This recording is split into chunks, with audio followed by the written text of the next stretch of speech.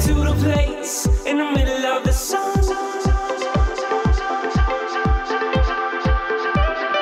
And we'll sing this song, sing it one by one. What's going on, guys? Welcome to I Do Podcast. Thanks for joining us today.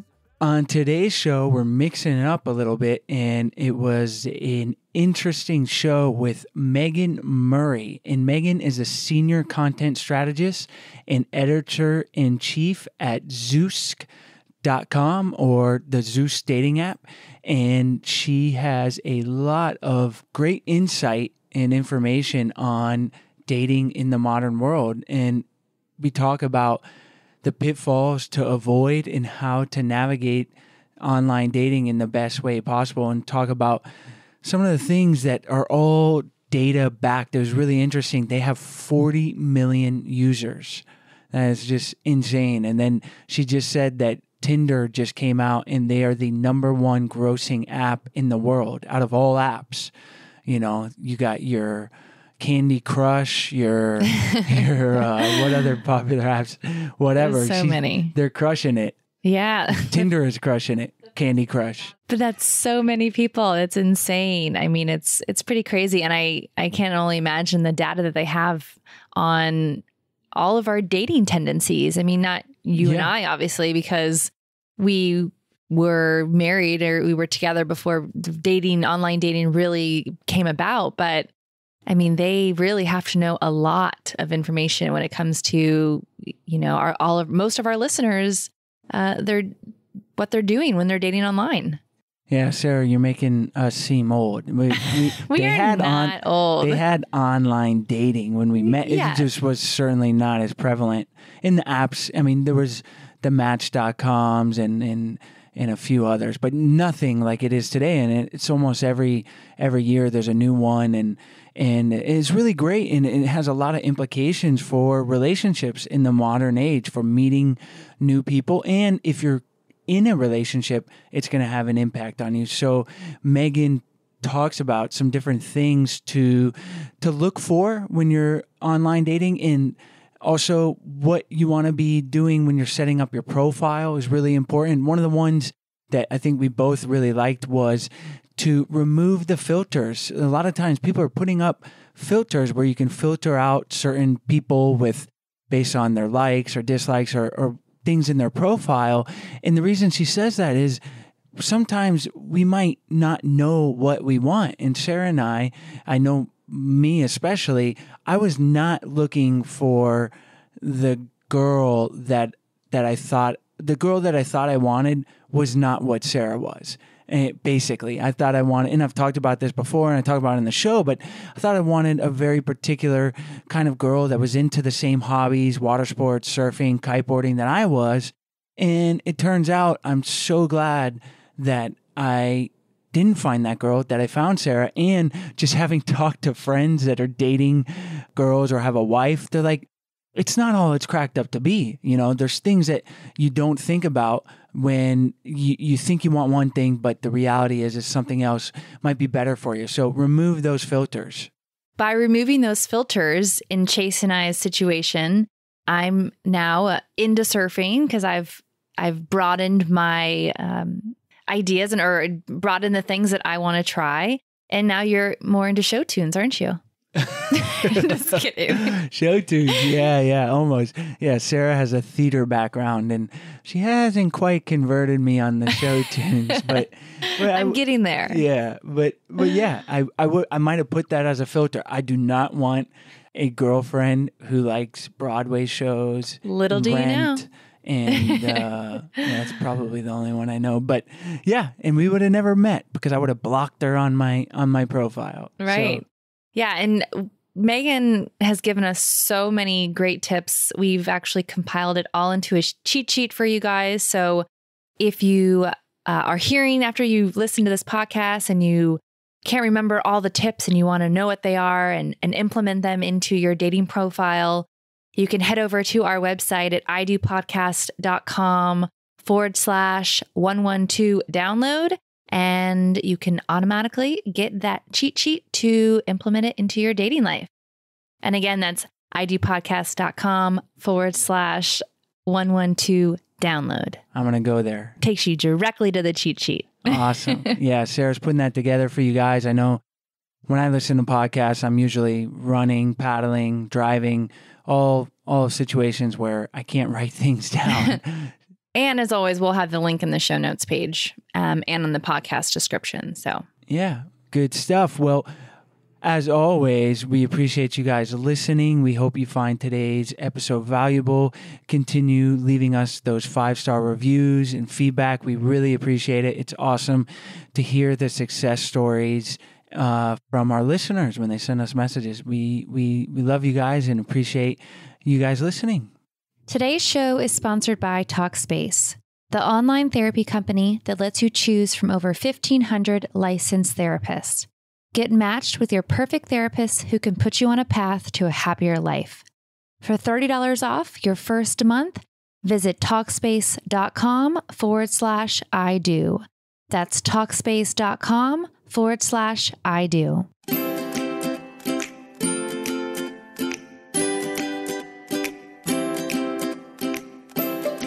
Hi, Megan. Thanks for joining us on the show today. Hi, how are you guys? We're doing great. And we've given our listeners a little overview about your work, and it's pretty exciting stuff and different than, I guess, our typical guests. So why don't you tell our listeners a little bit about yourself and why you enjoy helping people improve their relationship? Sure. Yeah, like you said, I'm a little bit different than your usual guest. I was listening to some of your other stuff earlier, and I'm like, oh, this will be fun. I work at the online dating site and app Zoosk, and I kind of do two things there. I work on the product itself, so I work with the product design team, and it's kind of fun. I get to go be behind the scenes and really learn about like how the app works and how people interact with each other on the app. And then the other thing I do is I also manage our dating and relationship advice website. I'm the editor-in-chief there. It's called The Date Mix, so I work with a lot of different people and kind of like you guys, where you get to talk to lots of dating experts out there and relationship experts and psychologists and authors, and kind of get their point of view on what the best way to build a good relationship is. So it's pretty fun. Well, I think today's topic and just your field in general is super relevant and timely. Obviously, there's more and more people meeting each other online. I'm sure you have some specific numbers. It's funny because Sarah and I been together, almost 9 years now. So we met probably before you guys started with Zoosk, and a lot of online dating was not nearly what it is today with all the apps and everything in between. So we're going to talk about online dating and just dating in general, and zero in and talk about dating advice that may no longer be relevant from 5, 10, certainly 20 years ago. But why don't we start? Can you tell us some figures perhaps on the number of people meeting online these days? Yeah, I mean, there was the last Pew Research study that came out in 2013. It was actually showing that things have really kind of skyrocketed. So probably when you guys were out there dating, you're more used to Match.com and eHarmony, where it was almost a very formal online dating experience, almost like taking video dating, but putting it online, and people would email back and forth. And since then, a lot of the stigma to online dating has gone away. Like, people definitely used to think it was like, oh, they'd hide it if they met someone online. And now, because there's so many apps out there and people are so much more open about meeting online and doing other things online, like shopping, and they're more social in these online experiences, it's really blown up since then. The site I work at now has over 40 million members worldwide, and we've grown steadily since 2006. And it's kind of crazy the way things have skyrocketed for everyone. I mean, even just today, Tinder came out. They're like the number one grossing app in the world right now. So it can really show you how much dating has changed recently. And online dating in particular, and dating apps, is just a new place where people are really going to meet each other more often now. Wow, I'm blown away by those numbers. That's crazy. Yeah. Yeah, so obviously a certain segment of our listeners, I'm sure, have either met their current partner through online dating, or they are looking for someone out there. I would imagine probably a significant percentage of you. And yeah, it is interesting because I never was on any sort of online dating site because last time I was single almost a decade ago, it was probably just Match.com and it was hard for me to get him to text when we first started dating. So man, you're like dating us. I feel old. And it's so different now because now people text. It's like one of the outdated tips I was going to talk about is people really don't call each other anymore. And that really used to be a rule that like to ask someone out on a date, you needed to call them or it was kind of seen as rude and the guy wasn't interested in. And now texting is just like the number one way people communicate at first. It's just kind of funny the way communication has changed so much of the dating interactions. Yeah, and I'm glad you mentioned that because certainly it would probably be weird maybe in some instances if you call the person and be like, just text me.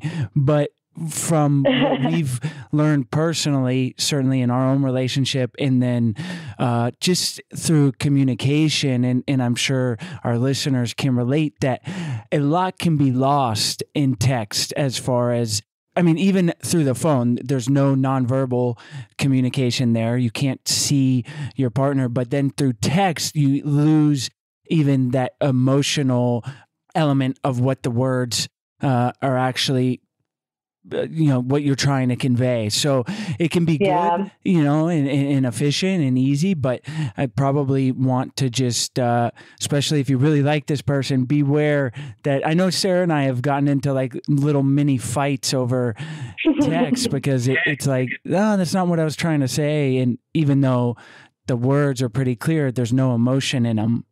Yeah. And I think when people are nervous and excited, sometimes they write something down and press send without reading it first. And I've been guilty of the same thing. And then you read it back and you think, that could be misinterpreted, or that joke sounded a lot funnier in my head than it did when I sent it. Those little nuances don't always get caught when you're writing things out. Absolutely. Emojis can only go so far. Definitely. A fun way to flirt, but you can only take it so far. Absolutely. So in addition to the communication aspect of online dating that has changed, what else has been a big game changer? I think a big thing with online dating is the timing of how the beginning of the relationship kind of ramps up has changed a lot. Maybe it's because people are so much more accessible. But a big thing, like you guys probably remember the old, like, wait 2 days to call rule, or wait 2 days to ask someone out. I mean, when you meet someone on a dating app, if they send you a message and you wait 2 days to get back to them, that's pretty rude. And chances are they will have moved on by then because they may be talking to many different people, or it may just be that somebody else has caught their attention because you were waiting and trying to play hard to get. It just doesn't work in the same way that it used to. That's also one that we have numbers around because we looked into it to see, like, when's the best time to respond to someone? Should you wait? And we actually saw that if you send someone a message and then you reply back in that same day, you're 62% more likely to get a reply back. Whereas if you wait 2 days, it goes down to 45%. And after that, it drops even lower. That's fascinating. And something that I hadn't really thought of right off the bat is that you have 40 million users. The information that you guys have on this, I mean, just that right there is like cold hard facts. It's not your opinion. This is what is actually happening. Are there any other sort of statistics like that pop out that you guys have looked at and noticed? Yeah, so we have a lot. We look into this a lot because, as you can see, when you have like everything at your fingertips, you're like, ooh, what can I find out? That's kind of part of the fun of my job. So recently we were trying to find out like how people can send better messages to each other, because I think one thing maybe you guys have talked about before, but sending like a first message on an online dating site, it's super hard. It's like going up to someone at a bar and trying to break the ice. It's always kind of awkward, and you're wondering what to say. And I had made a lot of assumptions about what I thought would be a good way to start a conversation. And one of I think the most interesting ones was actually saying hi or hello in a message does not do well. You actually get fewer responses if you just say something like, hi, how are you? Which seems very natural. And we looked into that, and it's because so many people say hello that way that you really are, like, your message is almost getting lost in the crowd. There's nothing to make it stand out, and it's hard to know how to reply to the same thing every time. So what we did find that works are things like talking about the weather, which seems boring, but it's like a very easy way to start a conversation, always does well. Or talking about someone's kids. If you have kids and you're dating as a single parent, like talking about your kids right off the bat is like a good way to start a conversation. I think where in the past people might have thought, oh, I should wait to talk about it. And there's a lot of little topics like that that can jumpstart a conversation that you would think would be odd. It's funny that you bring that up because I don't remember what podcast we were listening to. The show. Was it Master of None? Was it Master of None? Well, there was a couple different scenarios, but I've heard that someone, their go-to line was to say, hey, I'm stopping by Whole Foods. What can I pick you up? And like they had success. That was the intro line. Aziz Ansari, the Netflix show Master of None. I don't know if you've seen it, but it's a really good take on like modern dating, young single dating, and he's a funny comedian. But yeah, that was his go-to line for his first line on this dating app that he was using. Yeah, and he actually wrote a book, Modern Romance. Have you guys read that one? Yeah, super interesting stuff. And he's hilarious, so it kind of makes it more approachable. Yeah, a lot of kind of funnier messages like that do well. We were actually just interviewing one of our customers in here to kind of get her feedback on the product the other day. And she said that she likes to ask guys what color of nail polish she should wear.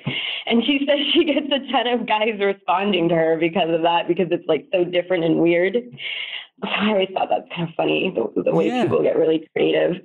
Yeah, and I think it would be a good filter too, because if you use something quirky because maybe you're a quirky person or you're a funny person and people aren't responding to that, well, then that's probably not a person that's going to get your sense of humor. Like some people might think, well, that's kind of a weird thing to say. What nail polish should I wear?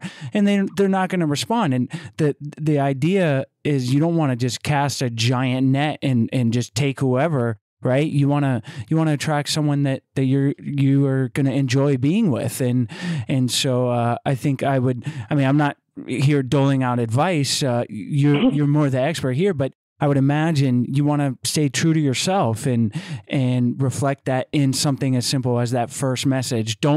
If you're not like a particularly witty or funny person all the time, don't think that you need to make your first message something Aziz Ansari would come up with. Yeah, no, that's exactly right. I think that's something, sometimes you can get lost in the data and just look straight at the data. And for example, we found that people with the word like casual in their dating profile get fewer messages, or people with the word music in their dating profile get fewer messages. And we were trying to figure out why. Like, everyone likes music, and it's just because they're weeding out people who aren't as passionate. And so you think because you're getting fewer messages, that's a bad thing, but it's actually good because the conversations you have are longer because you're connecting with people you're more likely to be interested in, just like you said. Like, the data kind of backs it up. So you may think that, oh, at first I'm not getting as much attention, but I think one of the things that has come out through online dating is you don't want to be everything to everyone, because otherwise you're just not going to be anything to anyone. Exactly. Yeah. I mean, like I said, I'm just picturing in my mind these 40 million and we use, for our website, basic analytics, and you can tell a lot about your visitors, but with the information that you guys have, it's just such an insight. Like you said, these things, particular keywords that attract more messages, and just looking to the future, this is where we're going, obviously, is that the way throughout time, I mean, 200 years ago to 100 years ago, the way you dated and met people was probably very different, but now it seems to be accelerating, and we know so much about a person before we even meet them in face to face. It can be this great way to meet a more perfect match, but it can also have its pitfalls, I imagine. Are there any things that come up that users struggle with, or that maybe someone online dating can try to avoid? Yeah, that's great. One thing that when I was kind of so I've been here for 4 years now, and when I first started, you make certain assumptions about what you want as a dater, and I think this applies online and offline, but it's interesting when you actually have data to support it when you're looking at online daters. So when you go out to a bar or when you're on an online dating site, you may think, for example, I really like books and reading. I was an English major, and I think I'm looking for a bookish guy sometimes. But oftentimes the people I have the best conversations with or am the most attracted to are very different from me. And it's not always about finding someone who you have things in common with. It's finding someone who complements you. So a lot of times, people will even use filters while they're online dating to filter out by religion or somebody's body type or something like that. And they're kind of limiting themselves because the data actually shows that when people remove their filters and don't use them, they actually tend to connect with more people and have more conversations that are longer lasting. So they're actually connecting with more people by being a little more open-minded about it. And if you think about it, that could totally apply to people who are meeting someone at a bar or church or through friends. You have these assumptions about what you want, and this idea in your head of who the right person is for you. And part of dating is just meeting new people and discovering things kind of about yourself and other people that you didn't expect you'd be really into or would make you really happy. So that's been a really interesting thing. I would say when you're online dating, try to approach it not as finding your match. I think we use the word perfect match too much almost. It's really more about discovery and exploration and it's a learning process almost. I don't know. I would be interested to see what you guys have to say, because I feel like some people really approach dating looking for the one, and that puts so much pressure on things. It's hard.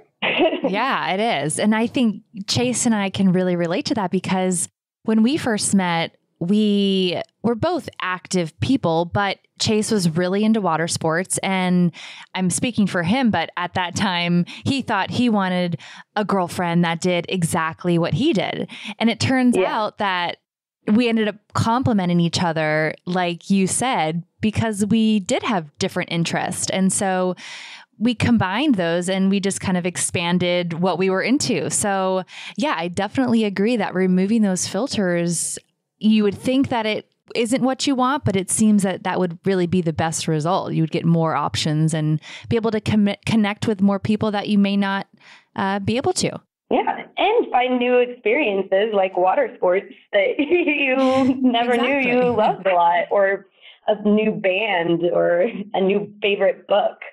I think there's a lot to be said for just coming into things really being open-minded about other people. A lot of people have said this before. It's not like I'm discovering some brand new thing about dating, but it's interesting when you can actually see it supported in a very real way. Yeah. And just to touch on what Sarah said, I would really encourage people to remove those filters. And you don't even have to just try it, and then you can always put it back. But it's very true to me personally that I totally was had the idea of the type of girl that I wanted to be with. And Sarah met that idea in some ways, but in a lot of ways she didn't. And sometimes we think we know what we want, and it's just not the reality. And I always say now, looking back in hindsight, I'm so thankful, obviously, that we met, and I wasn't on Zoosk with my filter, and I wouldn't have met Sarah. But must be into surfing. But I always say now, I've said this on the podcast, is it'd be quite boring. It'd be like dating yourself. If you meet someone, sure, there's things that are nice when you can share passions and hobbies, and Sarah's definitely supportive of those things, and vice versa, with me supporting her. But it'd be pretty boring if we were just totally into all the same thing. It'd be like dating yourself. So it's counterintuitive, but yeah, remove those filters. It's funny, we actually made a joke dating app for April Fool's here one year, and it was about surviving the apocalypse together. And the way we matched people up were by people who had complementary skills, because in theory, you would be able to survive more if you had different skills to survive together with. You don't want someone who can do the exact same things as you. So our funny little joke, we were hoping to be like a good metaphor for real relationships. Absolutely. I think I signed up for that. I thought it was real. No, but yeah, it is so true. And just thinking, just to talk about like personally, it's like, all right, if Sarah was I'm into surfing and being out on the water, well, yeah, it'd be nice we'd be able to share it. And we do sometimes, but it is such a passion of mine that, and I have friends that have wives and girlfriends that do participate, and they're like, yeah, it's not all it's cracked up to be. It's like, I'm worried about them when we're on the water or we're sharing gear. Or then the kicker was, I had one buddy who had a kid, and he's like, we're always fighting over who gets to go out because one of us has to watch the kid when we both want to go out. So you can, again, I don't want to say that it's completely bad. Obviously, it can be nice to share your passion, but there is a flip side to it where it's easy to paint a rosy picture of what you think you want, but there can definitely be a flip side to it. So yeah, that's a great tip, is removing those filters. Are there any other major things that stand out that you can give some advice to our listeners? Yeah, in terms of like how you approach really meeting someone, I think a good thing, especially for women out there, because I know personally for me this is hard, you kind of get what you put into it when it comes to online dating. So I know it's hard to like message the man first when you're online and send the first message or initiate contact or even press the little like button. Sometimes you just want people to like you and then you respond to them. But you actually we've seen that people that initiate more do have more conversations, both on the male and female side, because you're kind of taking control of the situation. And it's especially true for women. Basically, the more conversations they start, the longer their conversations tend to be and the more replies they get compared to men. I think for men out there, it's actually really hard online dating because they have to put in a lot more of the work. So if you're a woman and you're online dating and you kind of start things off more, it's a lot easier for you to kind of quote unquote be successful and like actually start meeting and interacting with people. And I think that's something people forget. Like you can't just sit back and wait for everyone to come to you. Once again, I think that's kind of true in life too. If you went to a bar and stared down at your drink all night, or if you go to a party and you only talk to your friends and don't try to meet new people, something I've been very guilty of before. Yeah. You're not going to meet new people that way. And that's true on online dating as well. Like if you just wait for people to come to you or only message people who message you first, you're still going to get a lot of interactions and you're still going to meet people and have conversations. But we've seen that people that initiate first and kind of really go after it tend to be more successful. I'm curious, do you have any data that shows who initiates conversations more? Ooh, I don't know if I have it at my fingertips right now. I mean, I know men do, but I don't know the exact number. I figured. I just wondered if it was, kind of more like real world where men generally do initiate it more, or if women were more encouraged to initiate it more because of just being behind the screen, I guess you could say. Yeah. I think there's a bit of both going on. I think it's just like the same social norms that work in the real world. You see them in online dating. I mean, it was kind of one of the first things I noticed when I started here. I don't know the percentage of men who message first to women. Sorry, I wish I had that. I don't have it memorized yet. Oh, it's okay. I was just curious. There was also an interesting, OkCupid did an interesting study on this where they looked into women who were messaging men first, and they found that they tended to message men who were more attractive, and therefore have conversations with more attractive men. And the way they like scored attractiveness was based on kind of how many people liked them, but also like how much of their profile they had filled out and how many interactions they had. So by going out there and going after what you want, the theory was that you get more quality people as well.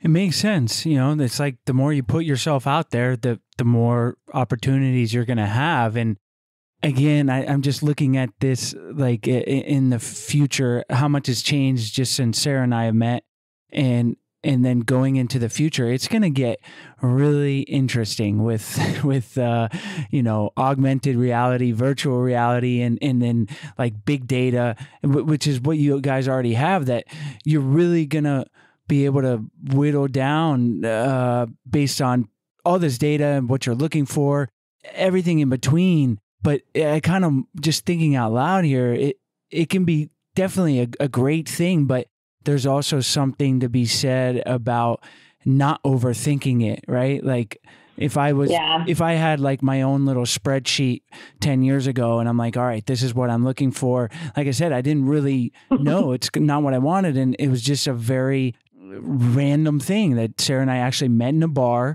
not the most romantic thing, but that's where we met. And even it wasn't in the beginning of the relationship. We weren't like, we're going to get married. Like both Sarah was coming out of a relationship. I was just graduating college. It wasn't like diving in, but like our love grew. But anyways, it's just, I guess there's a lot of ways that relationships can start, and more online and through apps like Zoosk and the website. It's just more opportunities, and it's a great thing, but not to, I guess, overthink it or put unnecessary pressure on yourself or feel like you have to message everyone to find that right person, because sometimes it can still be at the bar, you know, or randomly. You might go with a date on a person that you met on Zoosk and then meet their friend or something. And that's you know, like I'm sure that's happened. So there can be a range of things that I guess can be serendipitous and not to be too locked in on, okay, my profile's got to be perfect and I got to send this message and getting in your own head. Yeah, I mean, I think one drawback of online dating is it's easy to start thinking about it as like work almost, because you're sitting down at your computer on your phone and you can get analytical about it. And that's when it starts to almost feel like a game that you're trying to win, which I think isn't like the best way to approach it, because I mean, a lot of relationships don't work out, or a lot of times you contact people and you start talking to them and it fizzles out. I mean, that's really natural things to happen. And if you start viewing those all as failures, instead of just, you know, you out there getting to know people and putting yourself out there, it can start, you know, really getting you down. I think any single person has had that moment, though, where you're like going out there and going on first dates and never getting to a second date, or, you know, talking to people on an app and never getting to a first date, where you feel like a little stuck and it's easy to kind of feel like you're failing at something. And I think in online dating, it can especially feel like that, especially if you're like paying for a site or you're like really investing in the experience and you're just not getting it back yet. But I think that's also like a really natural thing. I mean, part of dating is, you know, you do get your heart broken and you do break hearts, and none of it's intentional. Well, I suppose some people are intentional. That's a bit optimistic of me, but you know, it's a natural part of like living and growing. So if you get too caught up in that and like focusing on the failures and like seeing it as a job, I think it can have like a negative impact. There's just so many ways to meet people. And online dating is definitely one, and it's very convenient. But if you approach everything as an open experience, I think it's a lot more helpful. I've also noticed, and maybe you guys have heard about this, I have a lot of friends that they call online dating practice dating, especially some of my older friends that are getting back into dating after a long break, or maybe coming back after like a long relationship ended, and they'll go back and online date just to like get in the groove again. Oh, wow. No, I haven't heard that. That's cool. Yeah, I think because it almost seems like more casual, you know, when you ask someone out that you've known for a long time and have a crush on, it's a bit more, you know, more that stake at first. So it can be like a fun way to ease back into things. Oh, yeah. Take the pressure off of it. Yeah, exactly.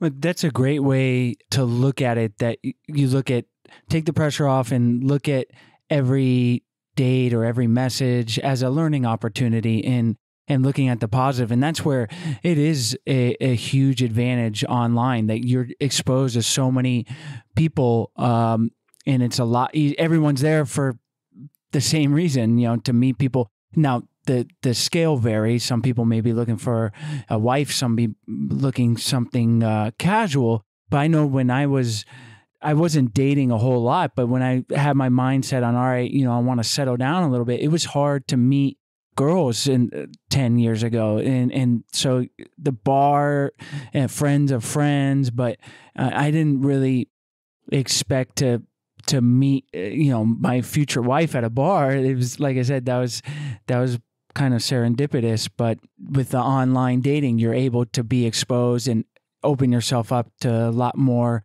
experiences and just looking at the positive of each one. Yeah, I think that's a great way to approach a lot of things too.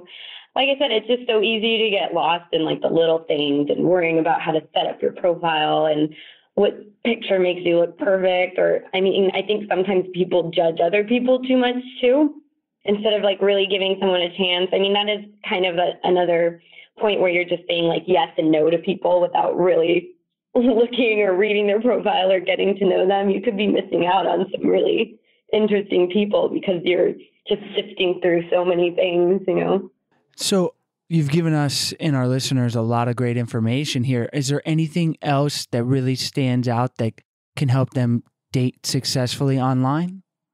I think a big thing is if you're new and you're just getting started, to remember is like really taking the time to set up your profile.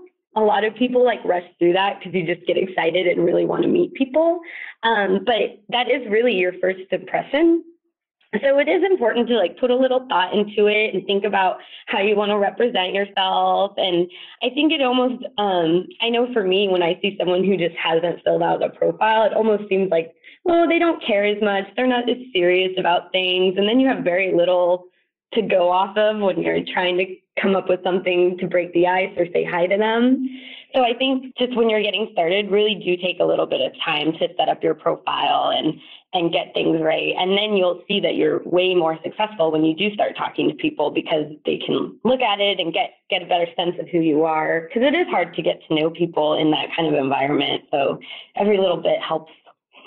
Yeah, and that's the first impression. So take the time. Don't write enjoys long walks on the beach because you don't want to think about what you really want to put on their profile. Well, this is all really great information, and now we got to go forward to the lasting love round, and we'll ask you a series of questions, and we can revolve these all around online dating if you like, or we can sort of make it more broad. We can make it more broad. Whatever's up to you guys. Perfect. I'm open to it. So pretty much every expert, doctor, therapist, psychologist we have on the show unanimously recommends therapy as a way to work on yourself or work on your relationship. And Sarah and I have experienced firsthand how valuable this can be. And that's why we are really excited to be working with a sponsor who's been with us for a few months now, our first and longest running sponsor, Talkspace. Talkspace is an online therapy company that makes it easy to connect with an experienced, licensed therapist that you pick based on your preferences for a fraction of the price of traditional therapy. You can send your therapist text, audio, and video messages, or even do live chat. Yeah, and it's like you're there in the room with them, making it super easy to communicate and talk through and work out whatever it is you're seeking therapy for. Talkspace therapists are fully licensed and go through rigorous training process, in addition to thousands of hours of supervised professional training. To match with your perfect therapist, go to Talkspace.com/IDO. And as a special offer for our listeners, you can use the coupon code IDO and get $30 off your first month and to show support for this podcast. That's IDO and Talkspace.com/IDO. Talkspace, therapy for how we live today. Based on, I know you're the editor-in-chief, so you have a lot of experience dealing with dating articles and relationship articles. So is there one common theme or one tool that you would recommend for our listeners to implement on a daily basis to improve their relationship? Oh, that's a great question.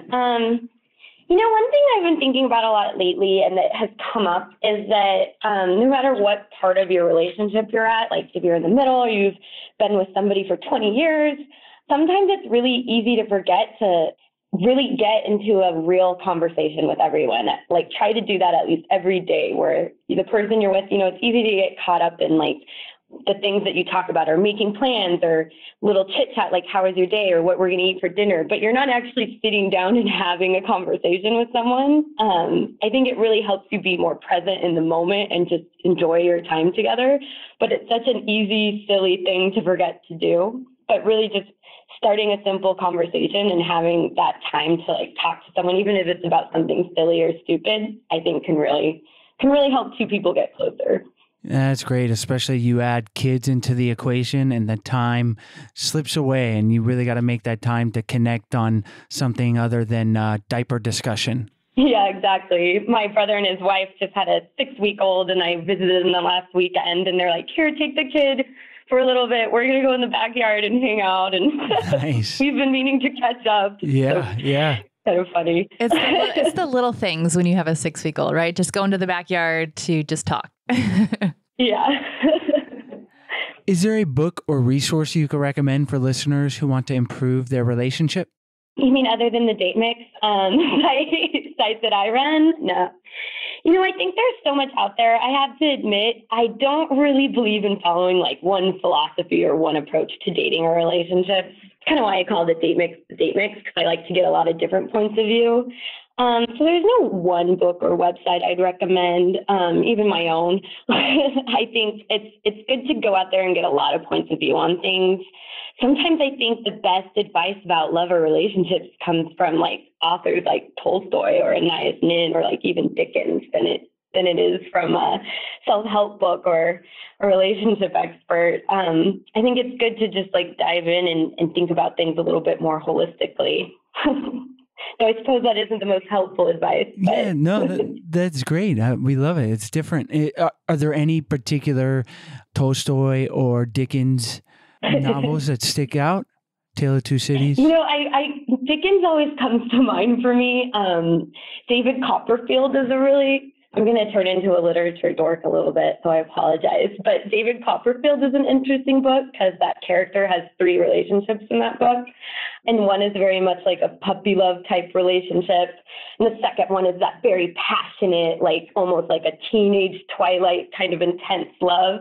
And then the last one is a more comfortable, like almost friendship type relationship. And when I read that book as a teenager, I was so depressed that, David Copperfield ended up with Agnes, the last like comfortable friendship girl. And I think Dora was the name of the like more passionate love.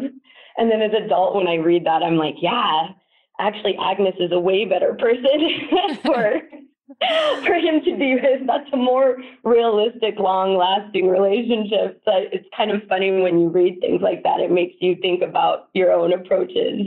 How you react to something can like tell you a little bit about yourself. Absolutely. Not always good. Yeah. Well, that is definitely the first time we've had that book recommended. So that's awesome.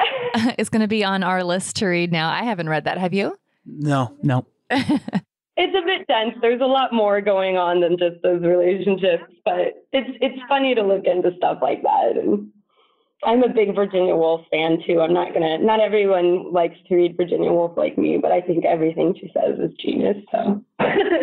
Well, great. Well, the Date Mix website, your website, as well as David Copperfield, those links will be on your show notes page at idopodcast.com.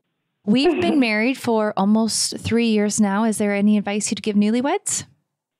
Oh, congrats. Thank you. I think one of my biggest pieces of advice for all couples, especially if you've like just had a big milestone, like getting married or even having a kid, or, my parents have gone through being retired together and having their kids get married and have kids, even at their age, it's good to remember you always have to keep trying for each other and trying for your relationship.